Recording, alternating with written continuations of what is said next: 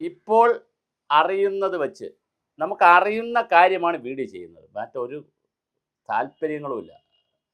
ഒരു ഗവൺമെൻറ്റിനോടുമില്ല, LDF ഗവൺമെൻറ്റിനോടുമില്ല, UDF ഗവൺമെൻറ്റിനോടുമില്ല, NDA ഗവൺമെൻറ്റിനോടുമില്ല. അറിയുന്ന കാര്യം നമ്മൾ കൃത്യമായി നമ്മുടെ ചാനൽ വഴി പറയുന്നു.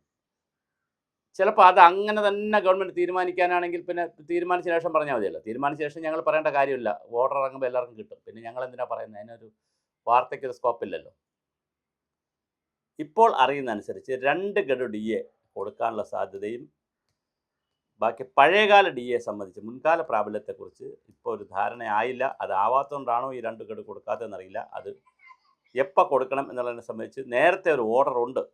8 പ്രാവശ്യമായിട്ട് കൊടുക്കാമെന്നും പിന്നെ അത് വർഷത്തിൽ 6 മാസത്തിലൊരിക്കലാണെന്നും അപ്പോൾ 4 വർഷം കൊണ്ട് പറ്റുമെന്നും പിന്നെ അടുത്ത അത് കഴിഞ്ഞിട്ട് 4 വർഷം കഴിഞ്ഞ് എല്ലാം കഴിഞ്ഞ് 4 വർഷം കഴിഞ്ഞിട്ട് PF നിന്ന് എടുക്കാമെന്നും DR നേരിട്ട് കൊടുക്കാമെന്നൊക്കെ പറയുന്ന കുറേ കൺഫ്യൂഷൻസ് ഉണ്ട്.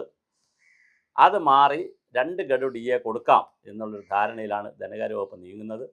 അപ്പോഴും പഴയ കാലത്തുള്ള മുൻകാല പ്രാബല്യം എങ്ങനെ എന്നുള്ളതിനെ സംബന്ധിച്ചുള്ള ചില ആശയവിനിമയം ഇനി നടക്കേണ്ടതുണ്ട് എന്നാണ് മനസ്സിലാക്കുന്നത്. അതിനിടയിൽ വരുന്ന ഒരു പുതിയ വാർത്ത, ചീഫ് സെക്രട്ടറി മാറുകയാണല്ലോ. അപ്പോൾ പുതിയ ചീഫ് സെക്രട്ടറി വരും. അപ്പോൾ ജയതിലകാണ്, ഡോക്ടർ ജയതിലക് ചീഫ് സെക്രട്ടറി സ്ഥാനത്ത് നിന്ന് മാറുകയാണ്. അപ്പോൾ പുതിയ ചീഫ് സെക്രട്ടറി വരാൻ പോവുകയാണ്. അപ്പോൾ പുതിയ ചീഫ് സെക്രട്ടറി വരുമ്പോൾ എങ്ങനെ ഇരിക്കും എന്നറിയില്ല. അതുകൊണ്ട് തന്നെ അതിനി പുതിയ ചീഫ് സെക്രട്ടറി ആകുമ്പോൾ സ്വാഭാവികമായിട്ടും വകുപ്പുകളിലൊരു മാറ്റമുണ്ടാകും. ധനകാര്യ വകുപ്പിലും മാറ്റമുണ്ടാകും. ധനകാര്യ വകുപ്പിൻ്റെ അഡീഷണൽ ചീഫ് സെക്രട്ടറി ആയിട്ടിരിക്കുന്ന KR ജ്യോതിലാൽ IAS അവറുകളുടെ പേരും കേൾക്കുന്നുണ്ട്, ഇങ്ങനെ എയറിലുണ്ട്.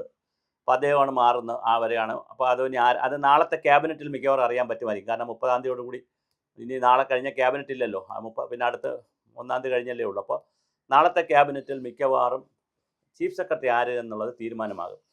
അങ്ങനെ ചീഫ് സെക്രട്ടറി ആര് എന്നുള്ള തീരുമാനമായാൽ അതിനനുസരിച്ച് പിന്നെ ആര് വന്നാലും ചീഫ് സെക്രട്ടറി ആര് വന്നാലും അതനുസരിച്ച് ബാക്കി സെക്രട്ടറിമാരുടെ അഡീഷണൽ ചീഫ് സെക്രട്ടറിമാരുടെ പൊസിഷനുകളിൽ മാറ്റം വരാം.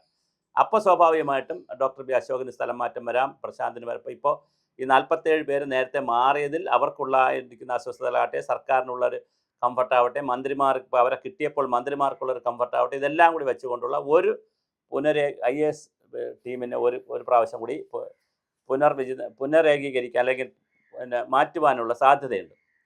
അപ്പോൾ അതെല്ലാം കൂടി വന്നാൽ മാത്രമേ നമുക്കിത് അറിയാൻ പറ്റുകയുള്ളൂ. എന്തായാലും ഈ മാസം തന്നെ കൊടുക്കാനാണ് സാധ്യത, അല്ലെങ്കിൽ അടുത്ത മാസത്തെ ശമ്പളത്തോടുകൂടി കൊടുക്കുമെന്നാണ് കരുതുന്നത്. 2 ഗഡു DA കൊടുക്കാൻ സാധ്യതയുണ്ട്. ബാക്കി തുക ഈ പറഞ്ഞ പോലെ PF ലയിപ്പിക്കുകയും പിന്നെ DRകാർക്ക് നേരിട്ട് തുക കൊടുക്കും. അത് വേറൊരു കൺസെപ്റ്റാണല്ലോ. അപ്പോൾ അങ്ങനെ കൊടുക്കുന്നത് എന്നാണ് കേൾക്കുന്നത്. ഇതിനിടയിൽ 3000 രൂപ സാമൂഹ്യ സുരക്ഷാ പെൻഷനാക്കുമെന്നും, എന്നാൽ പെൻഷൻ അനധികൃതമായിട്ടുള്ള ആരെങ്കിലും മേടിക്കുകയാണെങ്കിൽ അതില്ലായ്മ ചെയ്യാനുള്ള പരിപാടി നോക്കുമെന്നും, എന്നാൽ വീട്ടിൽ AC ഉണ്ട് എന്നുള്ള ഒറ്റ കാരണത്താൽ ആ പൈസ കട്ട് ചെയ്യുന്നില്ല എന്നൊക്കെ പറയുന്ന വളരെ കൃത്യം. അതായത് കഴിഞ്ഞ ഗവൺമെൻറ് നടപ്പിലാക്കിയ പദ്ധതികളിലെ പോരായ്മകളും വരുംവരായികളും ശരിതെറ്റുകളും ഒക്കെ വിലയിരുത്തും ഈ ഗവൺമെൻറ് എന്നാണ് പറഞ്ഞിരിക്കുന്നത്. അപ്പോൾ അതനുസരിച്ചുള്ള തീരുമാനങ്ങളായിരിക്കും വരുന്നത്. എന്തായാലും ഈ മാസം കൂടെ നമ്മൾ കാത്തിരിക്കേണ്ടി വരുമെന്നാണ് കരുതുന്നത്. 2 ഗഡു DA ഉടനെ കൊടുക്കാൻ സാധ്യതയുണ്ട് എന്നാണ് നമുക്ക് ആധികാരികമായ സോഴ്സുകളിൽ നിന്ന് അറിയാൻ കഴിയുന്നത്. അപ്പോഴും ഗവൺമെൻറ്റിൻ്റെ കാര്യമാണ്, ഏത് തീരുമാനം എപ്പോൾ വേണോ മാറാം. കാരണം കഴിഞ്ഞ പ്രാവശ്യം ഗവൺമെൻറ് പഞ്ചായത്ത് രാജ് സ്ഥാപനങ്ങൾക്ക് 3600 കോടി രൂപ കൊടുക്കാൻ തീരുമാനിച്ച് നിമിഷങ്ങൾക്കുള്ളിലാണ് അതെല്ലാം ഫയൽ പോയി ഫിനാൻസിൽ നിന്ന് കൃത്യമായി ഫയൽ മാറാൻ പിന്നെ ട്രഷറിക്ക് ഓർഡർ അടിച്ചാൽ മതി എന്നുള്ള സ്ഥലത്ത് നിന്ന സമയത്താണ് പെട്ടെന്ന് മുഖ്യമന്ത്രി ഓഫീസിൽ നിന്ന് ഒരിടപെടൽ പോകുന്നു. അതായത് 2 സാമൂഹ്യക്ഷേമ സുരക്ഷാ പെൻഷൻ 2000 കൂട്ടാനും ഉടനെ തന്നെ കൊടുക്കാനും. കാര്യം ഇലക്ഷനാണല്ലോ. അങ്ങനെ വന്നപ്പോൾ ആ 3600 കോടി രൂപ ആർക്ക് കൊടുത്തില്ല? പഞ്ചായത്തുകൾക്ക് കൊടുത്തില്ല. പിന്നെ maintenance grand, annual maintenance grand കൊടുത്തില്ല. ഒരുപാട് കാര്യങ്ങൾ കൊടുത്തില്ല. അപ്പോൾ സെക്രട്ടേറിയറ്റിനെ സംബന്ധിച്ചിടത്തോളം ഫിനാൻസ് വകുപ്പ് എന്ന് പറഞ്ഞാൽ ഒരു വല്ലാത്തൊരു സർക്കസ് കൂടാരം പോലാണ്. അവിടെ പണം ഒരുപാട് ഉണ്ടെങ്കിൽ ഈ കുഴപ്പമില്ല. പണം കുറവായതുകൊണ്ട് സ്വാഭാവികമായിട്ട് ഒരുപാട് അഡ്ജസ്റ്റ്മെൻറ്റുകൾ വരും. ഇപ്പോൾ ഒരു കാര്യത്തിന് കൊടുക്കാൻ തീരുമാനിച്ചിരിക്കുമ്പോഴായിരിക്കും വളരെ പെട്ടെന്ന് മറ്റൊരു ഡിമാൻഡ് വന്നു കഴിഞ്ഞാൽ അത് ഉടനെ തന്നെ കണ്ടിജൻസി വന്നു കഴിഞ്ഞാൽ, അല്ലെങ്കിൽ മറ്റൊരു പൊളിറ്റിക്കൽ ഡിസിഷൻ വന്നാൽ പിന്നെ അതിനെ പ്രയോറിറ്റി കൊടുക്കുകയുള്ളൂ. അപ്പോൾ ഇതിന് പ്രയോറിറ്റി കിട്ടത്തില്ല. അപ്പോൾ അത് എല്ലാ കാലത്തും ഉള്ളൊരു പ്രശ്നമാണ്. അതിന് പറഞ്ഞിട്ട് കാര്യമില്ല.